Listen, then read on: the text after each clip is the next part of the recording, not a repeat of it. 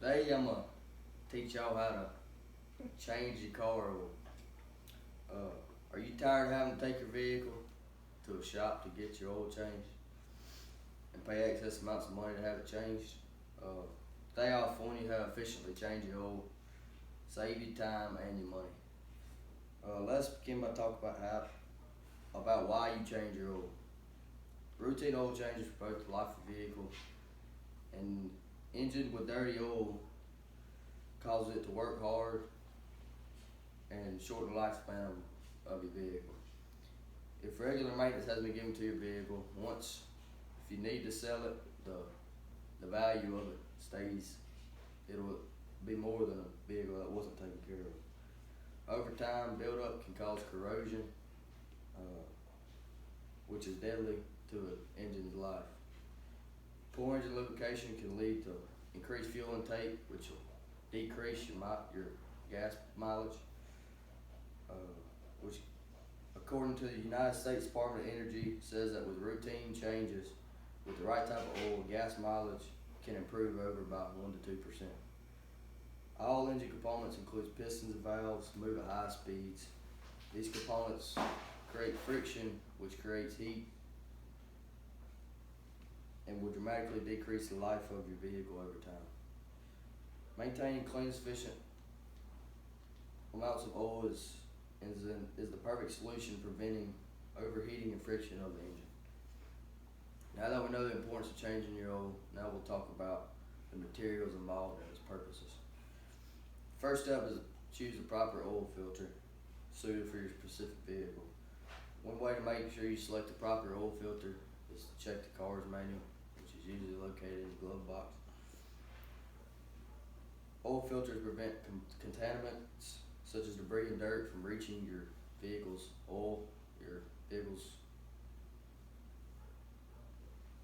major components of your vehicle's engine.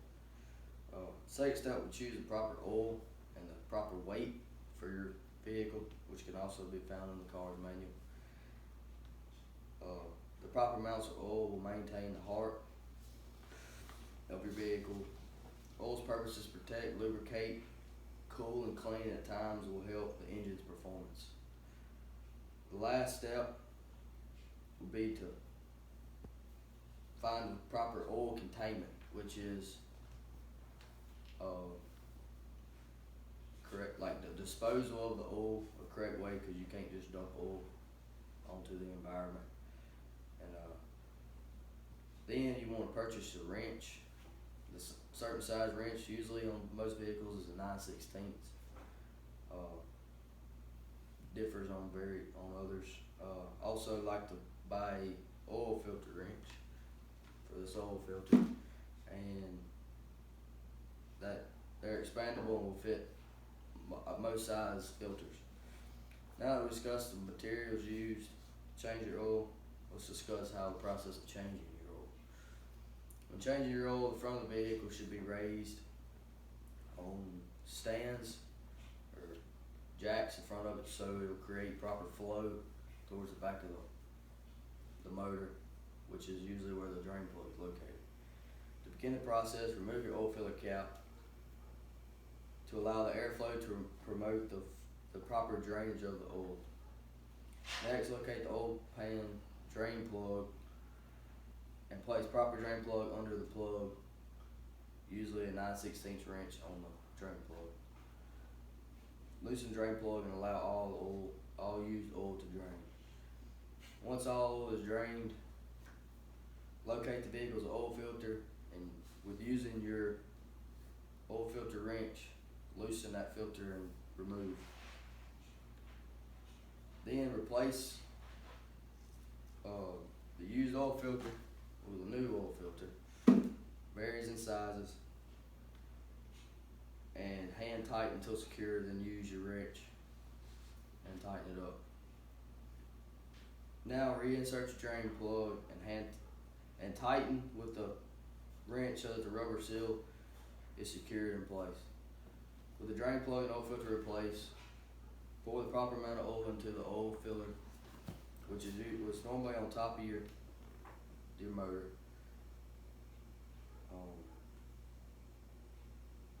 crank vehicle, or pour proper amount of oil into the oil filler and replace the cap.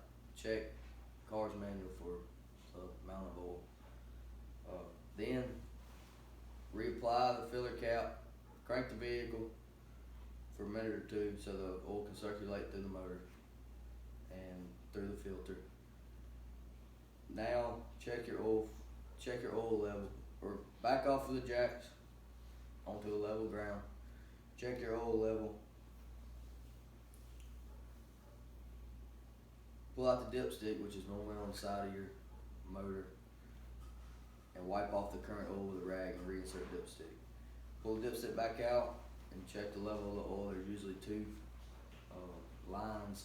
You either want to be at the fill line or maybe a little under. Oil level. Once oil change is concluded, check your lines, your gauges for any leaks, and the correct amount of pressure, your oil pressure. Now that we've completed the process of changing your oil, we can look back at the steps and realize how changing your oil can save your time, money, and the assurance that it's been done right. In conclusion, a do-it-yourself oil change is always convenient when taking care of your car. You can always ensure the job is done correctly and thoroughly without a shop mechanic to halfway doing it, not doing it fully. Always remember to dispose of your used oil in the proper locations to protect our environment. Why don't you turn from a spectator at a mechanic shop into a mechanic yourself?